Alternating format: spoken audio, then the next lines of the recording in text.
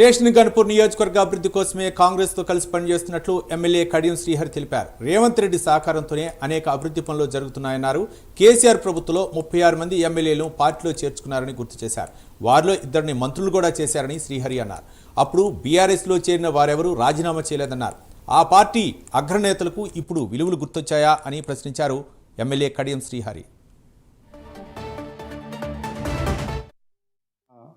ముఖ్యమంత్రి కేసీఆర్ గారు 10 సంవత్సరాల అధికారంలో ఉన్న కాలంలో నాకు తెలిసి సబ్జెక్ట్ కరెక్షన్ ఒకటి అటు ఇటుగా 36 మంది ఎమ్మెల్యేలను పార్టీలో చేర్చుకున్నారు. 36 మంది, 1 కాదు 2 కాదు, 10 సంవత్సరాల కాలంలో 2 టర్మ్స్లలో కాంగ్రెస్ పార్టీ వాళ్ళను చేర్చుకున్నారు, వైఎస్ఆర్సీపీని చేర్చుకున్నారు, తెలుగుదేశంను చేర్చుకున్నారు, బీఎస్పీని చేర్చుకున్నారు, సిపిఐని కూడా చేర్చుకున్నారు. 36 మంది ఎమ్మెల్యేలను చేర్చుకున్నారు. అందులో 2 మంత్రులు కూడా చేశారు. మొదటి విడత శ్రీనివాస్ యాదవ్ మంత్రిగా చేశారు, రెండవ విడత సబితా ఇంద్రారెడ్డి గారిని మంత్రి చేశారు. ఆ 36 మందిలో ఏ ఒక్కరు కూడా రాజీనామా చేయలేదు.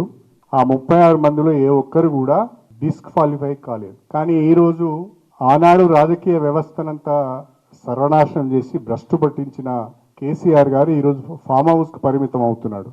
నేను అడుగుతున్న కేసీఆర్ గారిని, అసలు మీరు చెప్పండి కేసీఆర్ గారు, ఆనాడు మీరు పార్టీ ఫిరాయింపులను ప్రోత్సహించి చేర్చుకున్న వాళ్ళందరితో ఎందుకు రాజీనామా చేయించలేదు?